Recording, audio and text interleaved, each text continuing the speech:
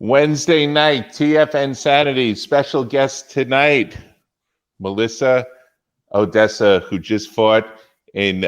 There she is. We're looking at that corner right there. if you're looking at the screen and you can't tell which one is Melissa, then I don't know what you guys are watching this on. But anyway, Melissa just fought at the Brooklyn to Orlando event. One for All Promotions, Andre Rozier, Team Havoc.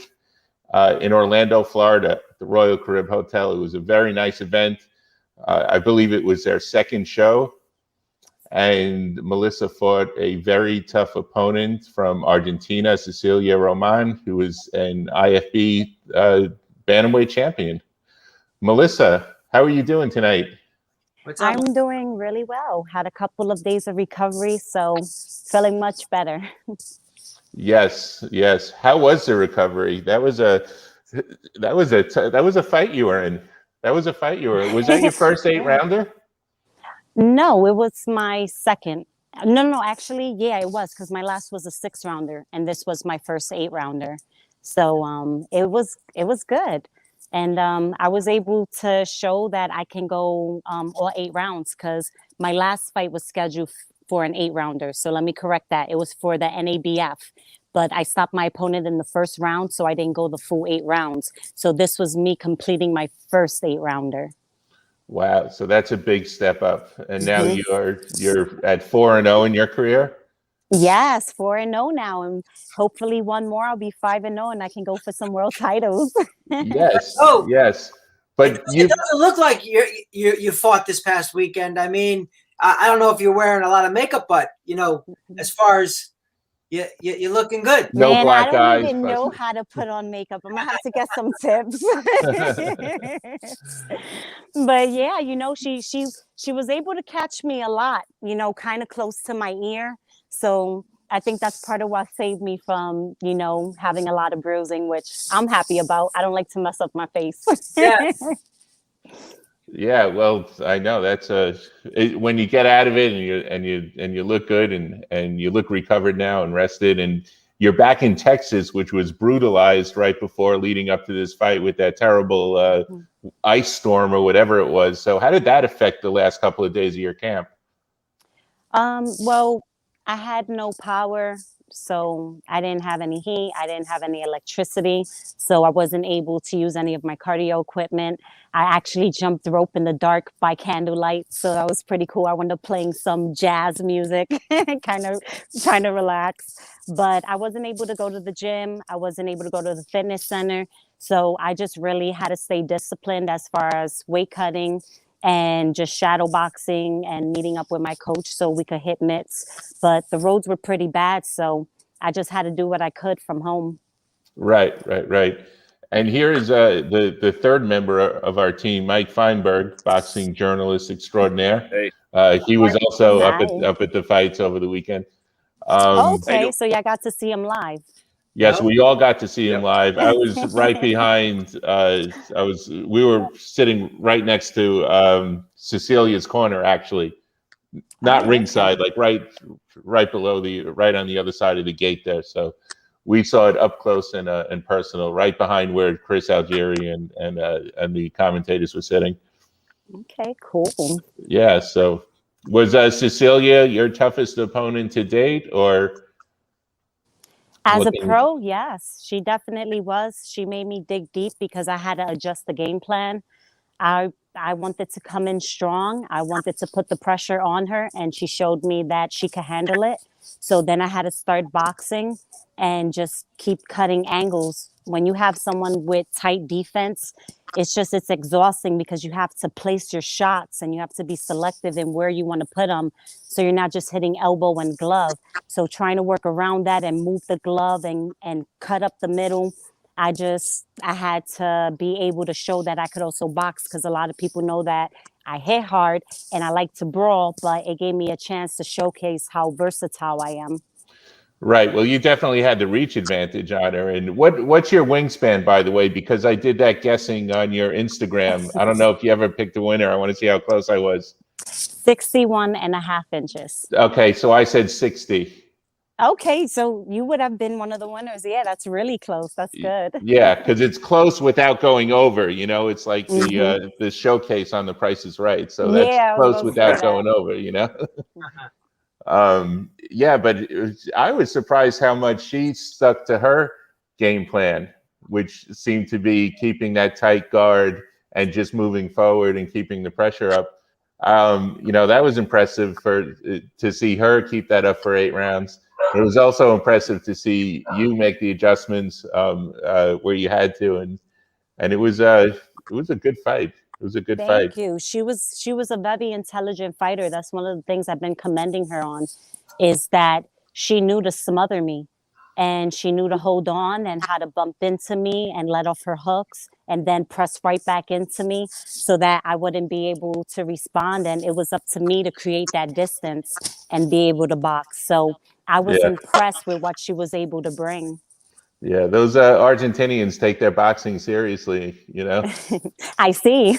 Yeah, yeah, they've always had a good amateur program, good Olympic team. And they take it seriously. Her trainer Juan, I forget his last name. He's trained a couple of world champions also. Oh, okay. Aside from her, so. What else can you tell us about the fight? How did you feel? It looked like in the opening rounds, you were more in control, and then maybe slowed down towards the middle and the end. Tell us what was going on towards maybe like round 3 and 4. Yeah, I mean, it was pretty evident to see. I was getting tired as the rounds went on. My cardio wasn't where it needed to be to fight that type of fight.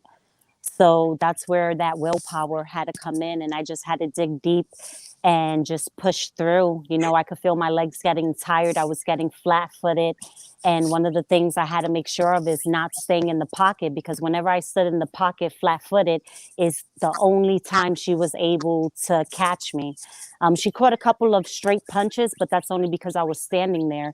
So she had to really rely on smothering me and letting those hooks off. So I have to make sure that as the strong fighter, I'm going to have everybody wanting to smother me and stay on the inside. So I have to ensure that from now on, I can stay on my toes and be light and be able to move and be the one pressing forward or moving and cutting the angle, so they have to continuously turn towards me.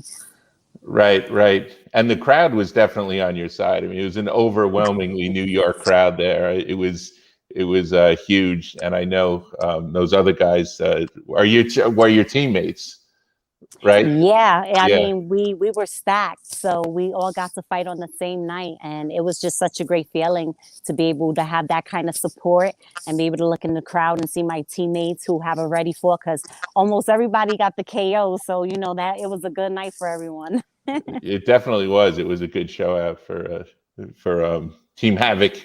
What do you call yourselves?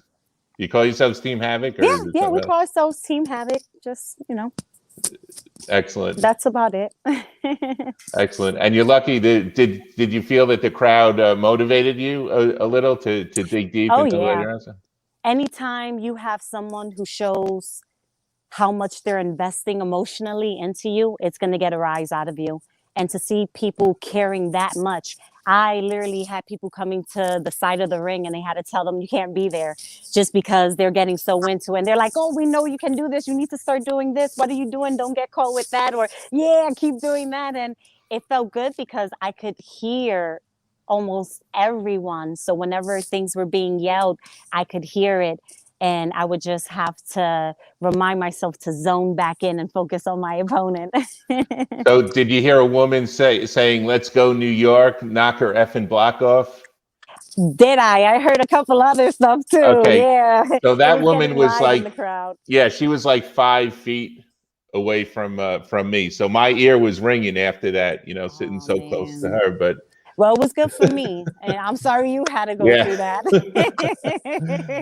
Yeah. But whenever New York in the house, we gotta show up, we gotta show out, and show how we support each other. So everybody who was yelling, man, it meant so much to me, because I had people messaging me and they're like, I was yelling at my screen. One person was like, I grabbed my screen and wanted to shake it at one point. So I'm just glad that I could deliver a performance where everyone is entertained, but they can also see two females who actually know how to box and slug it out without being sloppy and falling all over each other.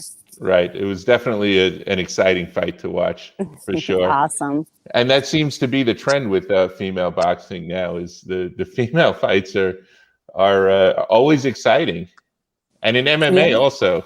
You know. Yeah, most definitely. MMA is stacked of a lot of talent, so I enjoy watching it. Also, sometimes I'll miss boxing just because I'm watching an MMA card. Yeah, Mike. Yeah. Yeah. So Melissa, congratulations first. Thank you. I can. Okay. Okay, good. So a couple of questions for you. You know, I know we were sitting, like, as Matt said, right there. So we kind of were involved with everything that was going on. And I think it was after the second round, I want to say, there must have been something that you said in your corner that triggered the officials, because all of a sudden, at the beginning of the third round, they stopped fight for a few seconds. They're having a discussion with the ring doctor. Was there something that went on in your corner that you might have said that maybe thought that, you know, there was something that could be unsafe if they continued? At that time, I actually had no idea what's going on. I went out to fight and they just separate us, and we went to the corner and I saw him whisper and they told us to fight, and I didn't think anything of it. After that, I didn't hear anything else. We were able to continue the fight without any other interruptions. Okay. I mean, it looked like everything was fine. It just seemed kind of odd. Matt and I were looking at each other trying to understand what was going on, and, you know, why are they stopping to fight all of a sudden? What's going on? Yeah, most definitely. I could understand that, yeah. You know, I hate to break up that action, especially from a fan standpoint. But and that's one of the good things about us being. No, I was just going to say that's one of the good things about us being so experienced is even when you have to break, you know, we're able to zone back in and, you know, get right back on track to what we were doing. Right, of course. So like you said, I know you were just explaining to Matt, you guys stood in close quarters pretty much the entire time. And I think that was more Ceci trying to get in and obviously not let you take advantage with the reach. I mean, was that comfortable for you? Is that something that you wished wasn't going on that way? Would you rather have had a lot more separation, or are you okay just kind of standing and banging like that in the phone booth? I don't mind staying in the pocket, but the thing about being in the pocket is you have to clearly show that you're dominating in there. I wasn't showing that I was dominating because a lot of my punches were body shots and inside shots. Her defense was so tight that even though I was hitting her with good, solid uppercuts, you didn't see her head falling back. My defense is a lot more relaxed.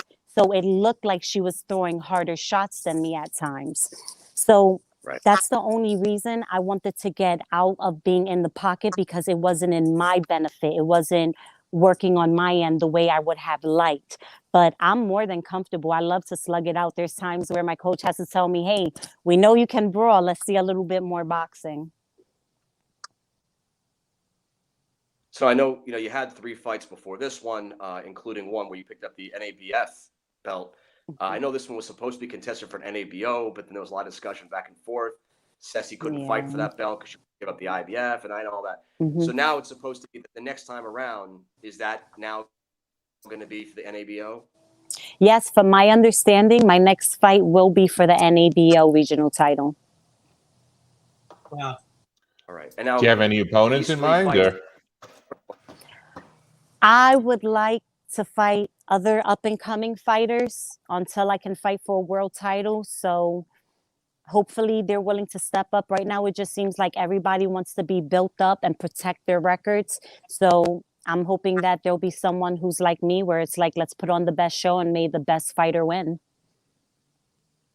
So, you know, you had these 3 fights and all those fighters either were a debut or they'd fought one fight, and you jump right in with a veteran who had 20 bouts. That's a big jump to go from where you were to where you fought on Saturday night.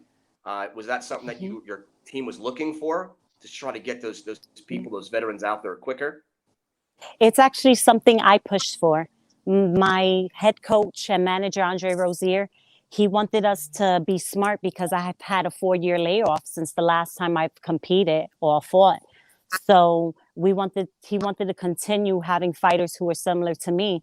but we know what I'm capable of. So I told him, I said, no, look, honestly, for my age and how long I've been doing this, I need motivation. I'm not going to put my body through these harsh camps just to continue fighting people I'm going to take out in the first round. So I needed a fight like this to wake me up so I don't get complacent and bored. And that's exactly what I got. I wanted someone seasoned. I wanted someone who's been around and someone who can actually respond to what I bring. And she did exactly that. And it helped showcase just what level I'm on. So I'm hoping to continue that and not go backwards. But, you know, as a fighter, you don't want to have too many hard fights back to back, especially so early in your career. So I do want to be smart. So hopefully my next fight can be someone who is closer to me as far as my record. I don't really care how long they've been fighting, what their amateur record is. But, you know, if you're a pro and you're around me, let's get it on, because then it's just going to show just that that's where I'm supposed to be, fighting against world champions, not up and coming fighters and former world champions, because I am on that level.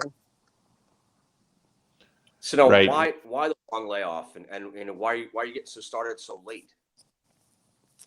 Back-to-back injuries. I had made the 2016 world team at featherweight. And prior to our training camp for Worlds, I wound up having a full ruptured ACL in my left knee, which is the ligament that holds your knee together. And it took me almost 3 years to recover from that. And when I started training to come back, I wound up having a full break in my right ankle. And so that took me out for another 7 months. And so I went into MMA just to get back in shape, because I weighed almost 170 pounds and my walk around weight was usually around no higher than 128. So I had a lot of weight to take off. So I decided back in last year around in the summer, I called Dre and I said, Dre, I miss it. I think I want to come back. He said, okay, let's see what we can do. Come August, I turned pro. I was supposed to have a fight, but it wound up falling through for September. And I had my pro debut in October. Nice. And when did you start your amateur career? Because I understand you fought one of our friends, Maureen Shea, in the amateurs. Yes, and I would love to go against her in the pros, because I got that L that I disagree with. Oh, in the... Yeah, I fought her in New York while I was fighting out of Connecticut. And I believe that I had the win, but the decision went to her. What year was that? How long ago was that? Oh my goodness, that was probably the early 2000s. It couldn't be later than 2004, because I was still with Larry Pelletier in Connecticut. Okay. And then what year did you turn pro? What year did you have your first pro fight? I just had my pro fight last year in October. I've only been pro 6 months. Okay, so that's a long time. But were you boxing between your amateur career? Did it last that long, or it did? Were you until the injury? Yes, it did. I'm actually a 9-time national champion. I fought at ringside. I've won it 3 times. I've been able to represent the U.S. in several international tournaments. I fought in continentals, bronze medalists. I placed 5th in the world at Worlds in 2005.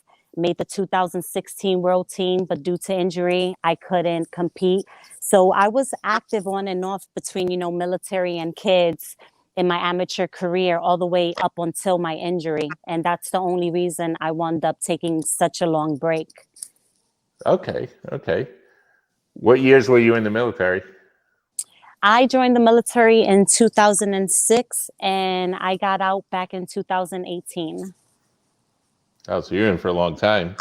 Yeah, it's funny how life works. For a second, I thought I'd go career, but I love where things are going now. So hopefully world champion will be my new, title. Right. Now, were you able to box in the military Actually, I did. I was on the all-Marine boxing team. And then when I got out, I was actually doing real estate, and the Army recruited me to be in their world-class athlete program and represent them in boxing. So I wound up joining the Army and going straight to their team and boxing for them for over 2 years. Nice. Very nice. Very nice. Very nice. Mike, do you have any So, more questions, sir? Yeah, I was just gonna say, not only was it a congratulations to you, but wow, your team really impressed everybody that night. You know, I think between them, I think there was 8 knockouts that night alone, most of them being in the first round. They were pretty impressive. So I was gonna ask you, who are you most proud of on your team with their victory that night?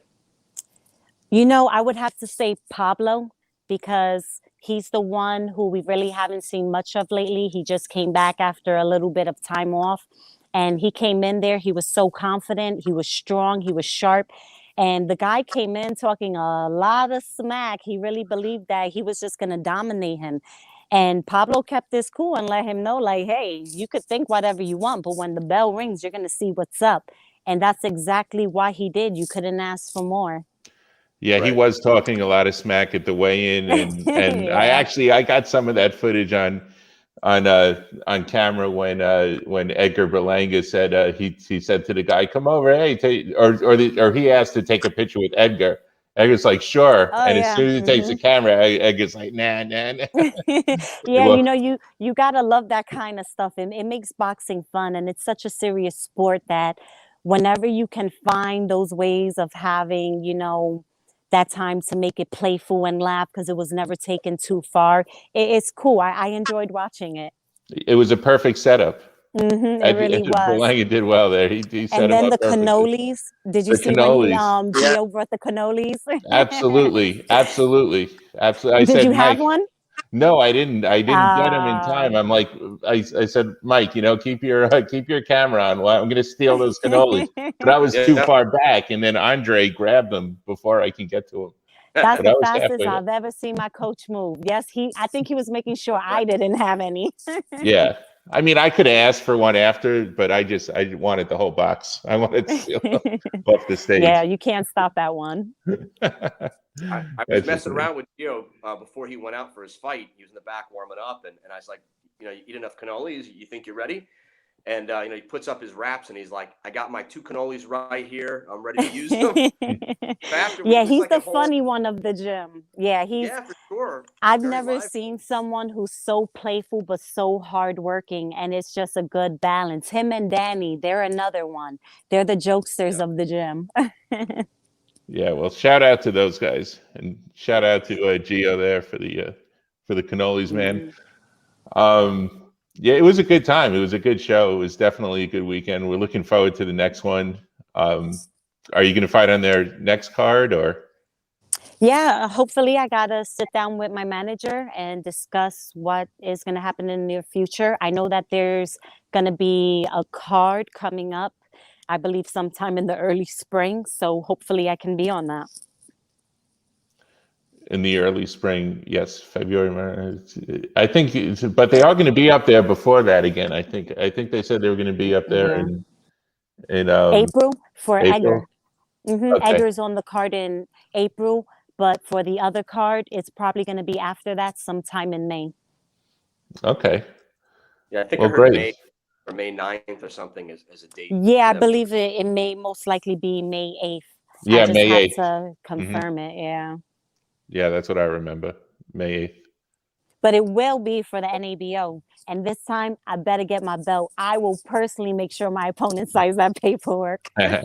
That's your goal. You want the belt, You know what? I will become the regional belt collector. I will get all 3 if I have to, so I could get a world title, whatever it Yeah. takes at this point.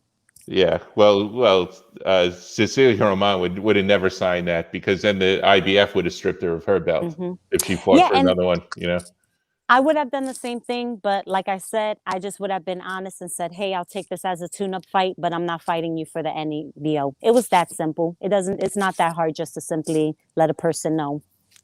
Yeah. Well, I wasn't in on the contract negotiations, so I don't know at what point she found out that it was, that they wanted to put she the knew. NABO in there. She knew the whole time. She just decided once she got there, that's when she was going to refuse to sign it. But she waited until she got to the States and then let us know, I'm not signing the paperwork. The fight was going to happen no matter what. So on to the next. On to the next. On to the next. You'll get your belt. All right. You've put the work in. You've been at this for years, and I'm sure the next time we see you, you'll have a belt around that waist. Yeah, hopefully I think it will happen. Nice. So do you want to give a shout out to anyone, any words of wisdom to or any sponsors or anything you'd like to give a shout out to? You know how women's boxing is. So sponsorships and stuff, they're not always the easiest to come by. And me as an up and coming, I just got to keep showing what I got until they show some interest. But my team and everyone who's watched my fight and supported me, it's mean so much to me. So make sure you continue to tune in and stay up to date and follow me on Instagram at Melissa Odessa. Excellent. And we have that scrolling on the bottom of the screen. But I agree with you. The women's boxing, the pay disparity is huge compared to the men. But more people, I think, are recognizing, first of all, there's a lot more females on big cards these days than there ever has been. And a lot of people are noticing. Eddie Hearn has made a couple of big public statements about women's boxing and how they hold on, and how they and how they put on a show and how they're willing to fight. Sorry, I was getting a phone call. And how they listen to their trainers and how they're more aggressive, and the action is faster. So it's not because people don't enjoy watching female boxing. That's not the case at all. So I don't know. I guess it's promotions and things like that. Most definitely. And it's also going to take, us as the fighters to step up and want to fight other top fighters, because unless we start putting on these competitive fights, we're not going to get better pay. We're not going to get on the televised portion of a card. So now that we're seeing some really great matchups, especially within the bantam and featherweight division, I really believe that we're going to start seeing women being shown more and being promoted. We just have to do our part in stepping it up. Melissa, who is your favorite 3 boxers of all time? Alive, dead, still fighting? Top 3. Pernell Whitaker, Emmanuel Augustus, and Mike Tyson. It's a good 3.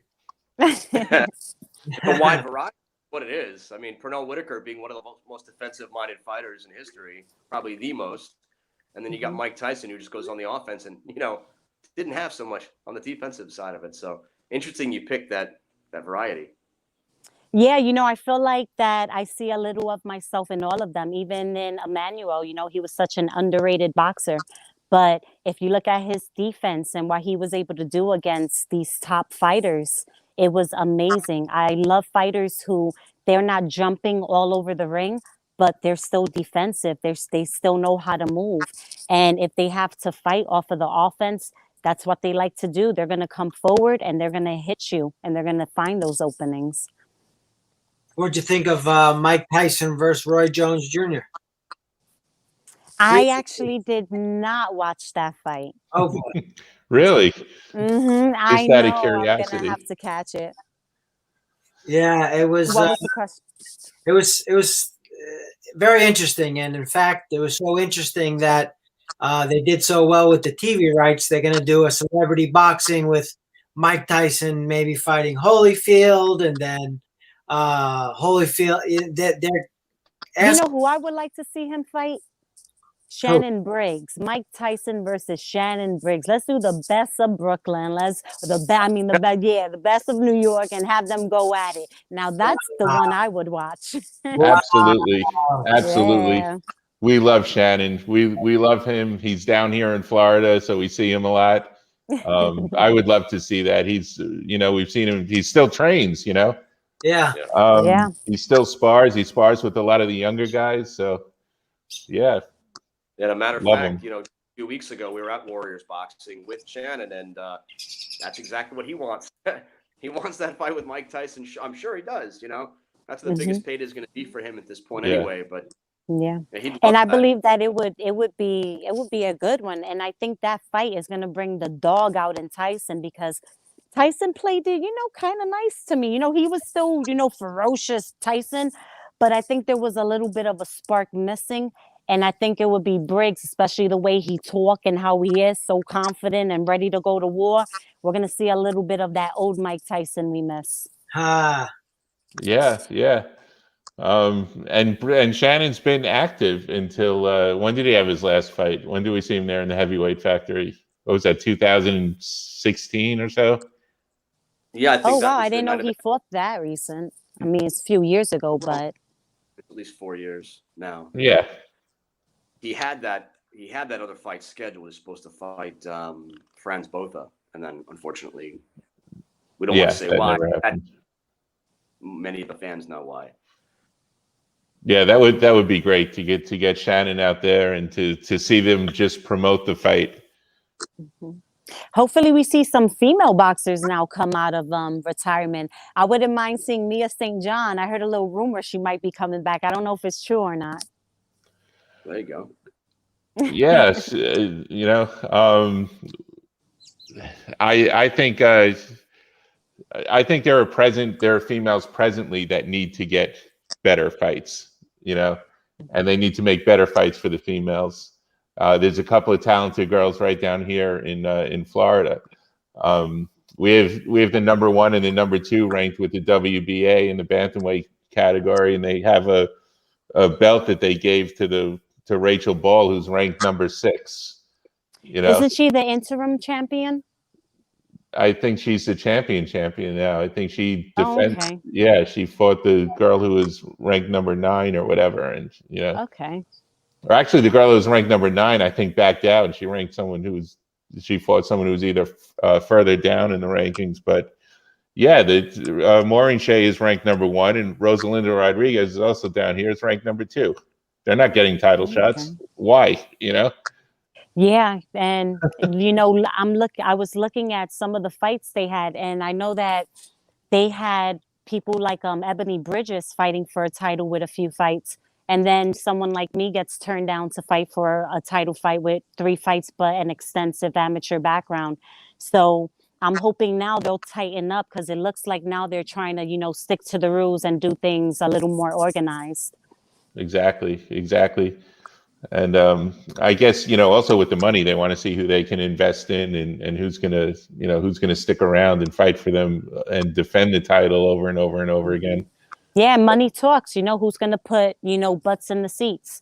So you also got to be entertaining. If nobody wants to see you fight, it doesn't matter, because they're not gonna put you on if you can't sell tickets. Exactly. But there are some big fights coming up. Yeah, I'm excited. It's starting to look good. I know that Rachel Ball, she's fighting against Courtenay is her last name, I believe. That's going to be a good fight, because she stepped up in place of Ebony. And then I seen that Melissa Hernandez, even though that's a higher weight class, she came out of retirement. She's about to fight. I'm super excited to see that, because she's another chick that goes really hard in the ring, and she also has some style, so I like that. Right. Well, you got to keep paying attention to our show, because we're actually going to have her on the show next Tuesday, because we ran into her manager over the weekend. Yeah, you got to tell her the other Melissa said hey. Yes. So and that girl that she's fighting, Cameron out of the UK, she's tough also. She's undefeated. That's going to be a great fight. Looking forward to it. Yeah, Amanda Serrano is going to have another fight coming up.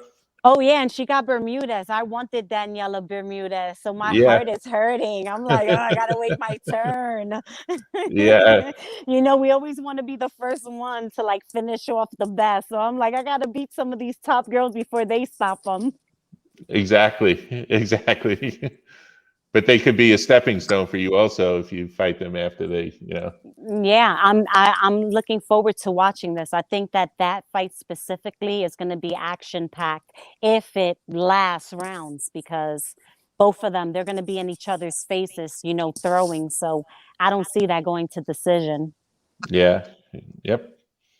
Ivana Habazin has a fight coming up soon. Also, she trains down here at Delray Boxing too, so she's another good fighter. She gave Clarissa Shields a hard time with a back injury, a pretty severe back injury. She didn't talk about it in the press, And there was only one other place you possibly could have heard it, and that's in a podcast I did with her about a year ago. But she had a pretty severe back injury, you know. Oh, wow. And she's a tough girl too. So yeah, and then Clarissa Shields is headlining, the first woman, like all female pay-per-view card. So that's pretty yes, exciting. I want to see that as well, especially with her splitting her time with MMA. I want to see if it affects her performance at all. yeah, I don't think she should do the MMA. Why not? I'm interested to know why. Because she hasn't been training in it for that long, and they're going to give her an opponent that they know she could beat. They're going to match her up right, and I think it's doing a disservice to MMA. Okay. I think she's a great boxer. I think she should stick to that. She's training with John Jones, so some partner to be training with. Look, I know she's a great athlete. Of course, there's all that, but to become good at MMA takes longer than a year or two, or however long she's been training. And so it's funny the conversation kind of led that way, because I was just waiting for a break. I was going to ask you, Melissa, what you thought of Clarissa Shields, and here we are on the subject of her. Obviously a 2-time gold medalist, a 3-division world champion. What is your take on her? Do you feel that she may be right in calling herself a bloke? How good of a level do you think she is? So I would say that as far as her amateur background, there's no disputing it. She is the best. I mean, who was able to do, what she can from the United States? So I would say that she is. I still think we need to see a little bit more before giving her that title, because when she first came in, she was fighting a little heavier and she got tested. She even got put on her butt for the first time. And it was kind of an eye-opener. So, she went down, she switched teams. She's starting to really clean up. I'm impressed in how she's turning, her punches over, because she tends to be a little sloppy when she starts to get flat-footed and dig down and throw, punches and bunches with the hard shots. And now we're starting to see her box a little bit more, where now she's looking polished. Now she's looking like a seasoned fighter. So I would like to see her get tested by some of the other women, even though it's not a stacked division. So that kind of makes it tough also. And I think she definitely will earn that title. But as of right now, I would put Katie Taylor slightly above her as the greatest of all time in the pros, only because she jumped into the pros. She's been active and she's been fighting the top girls. And she's been, showing that she can handle it and been doing really well. Right. And then I know this kind of ties into Steve was asking earlier, your 3 favorite fighters, so forth. As far as your favorite woman fighter, of all time, who would you say you idolize more than any other? Oh man, one of the people that I really look up to is Alicia Ashley. Just the way she dances in that ring, she's so fluid and so confident. And I really enjoyed watching how she can dominate a ring. And even in her losses, she loses so gracefully. And most of her fights were close. So she's one of the ones I like. And then I have a connection to certain women in pro boxing, only because when I first started, they were the ones I saw, like Jamie Clampett and Wolf. So watching these women who went in there and they went into battles, it was exciting to be able to see that. And that's why Hope paved the way for us now that we're in the pros. Yeah. Right. Well, after watching someone like Ann Wolf, who has all those knockouts, and to then consider Clarissa Shields as the greatest of all time, I don't think she's there yet. Yeah. I think we'll see. She's still got a whole career ahead of her. One day she could be, but I don't think she's there now. You're in Brooklyn now? You're in Brooklyn? I'm sorry? You're in Brooklyn now? No, I'm back in Texas, but I will be back in New York to start my next camp.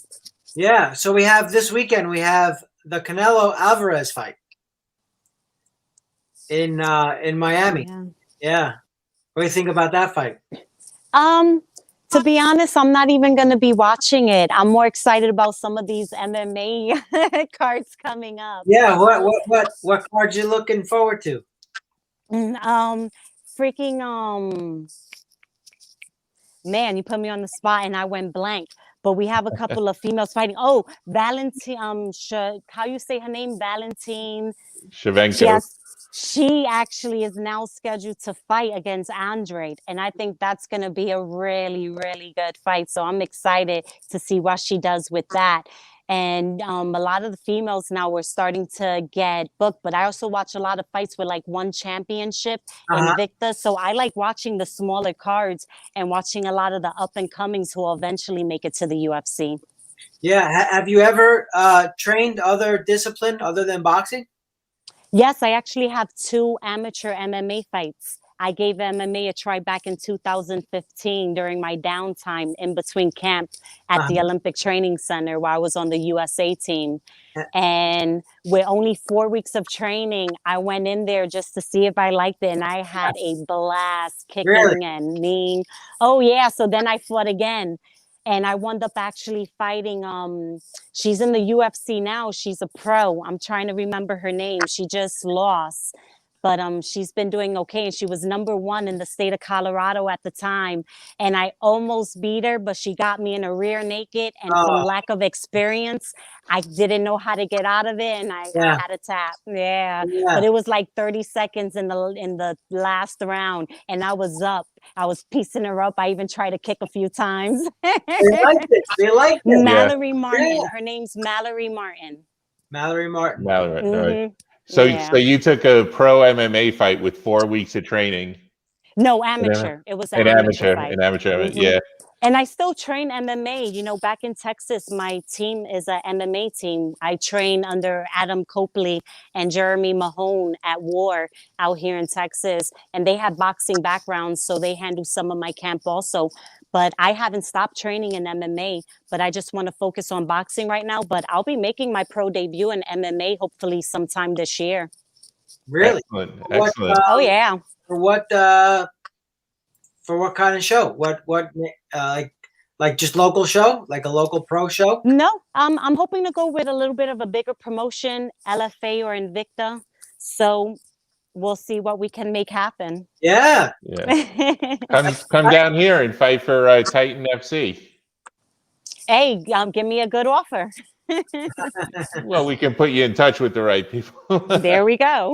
Yeah, Titan FC has put a lot of guys into the UFC. Lex said 179 fighters. He's got into. Oh wow! The next round, whether it be PFL, one championship, UFC, yeah, but a lot of them are go into the UFC, yeah. So that's it. They're a good show, and they're local. Then we can come watch you fight again. That's right.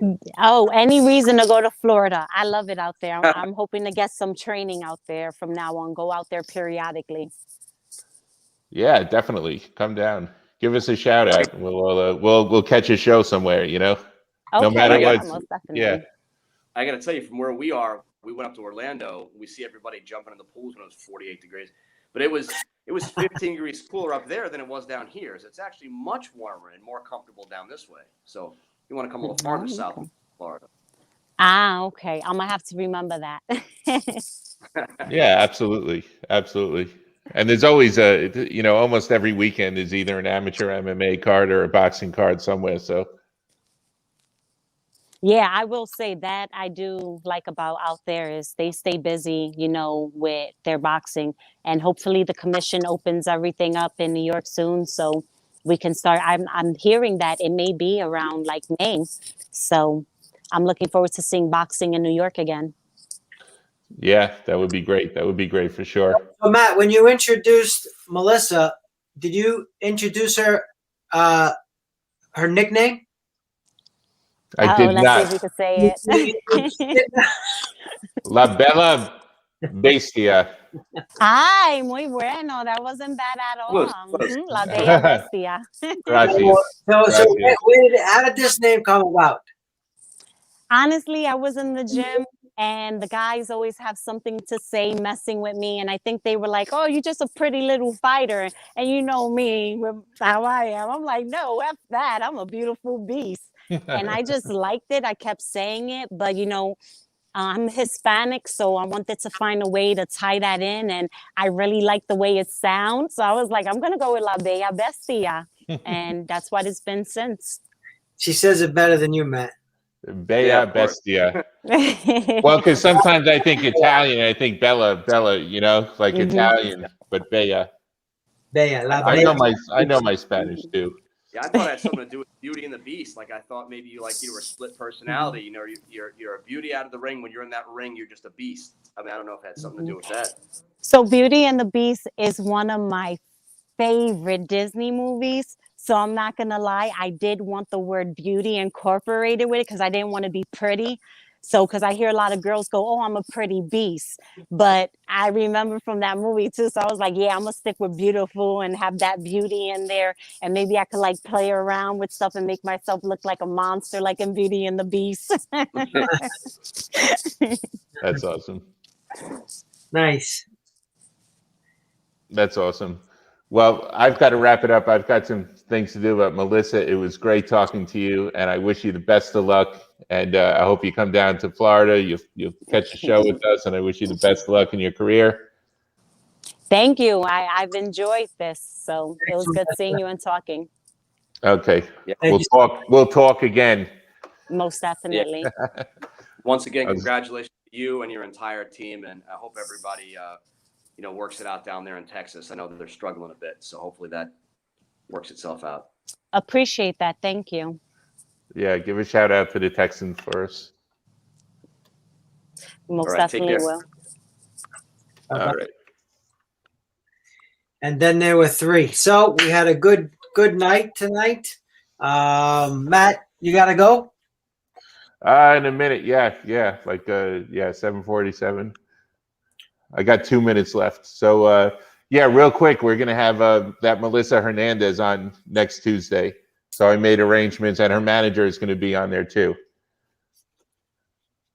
Nice. Okay. So Steve, you were talking to her manager at the show, right? Yeah. Yeah. So they're gonna come on Tuesday, and in the meantime, if anyone out there can get us into the Canelo fight, get us in. Let us in somehow, or else we're just gonna have to watch on it. It's on DAZN, so open the back door. Yeah, just watch it from my house. You having a party at your house, Matt? Is that what you're trying to say? Yeah, maybe. There you go, Mike. Open house at Matt's. Open house. Wouldn't be the first one. Open house. Open doors. Open windows. Yeah, you guys can sit outside and watch my. Maybe look, I'll bring the TV out into the backyard, man. I can do that. Oh, so there you go. Actually, yeah, I don't want to be breathing the same air as you, COVID heads. What's Melissa's Instagram, Matt? Which one? Hernandez. Tonight's? Hernandez. Oh, I'm not sure. We'll have to get that from her manager. I actually tried to look for it. I didn't see it. Okay. Anyways, boys, so I know I missed the Reggie Barnett interview you guys did yesterday. Matt, you missed some of it, right? But then you caught on later on. It sounds like he's hyped up and he's ready to fight Chop Chop. He's ready to fight Chop Chop for sure. He's ready to fight anyone. One of the things I asked him is, if he takes his fight, it's not for a belt. Why doesn't he skip? Because Dad obviously can't fight and back to back.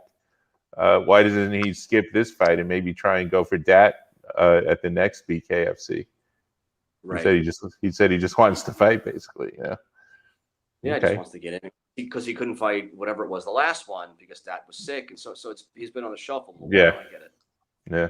So our guest next week, Matt, has it's on DAZN. What's on DAZN? Hernandez versus Cameron, WBC World Super Light. Yeah, it's a world title fight. It's a WBC title fight. Yeah. All right.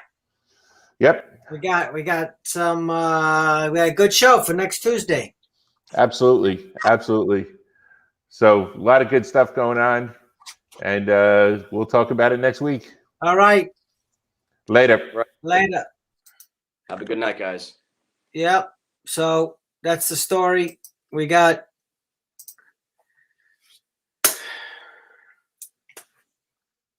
peace. Later, Steve.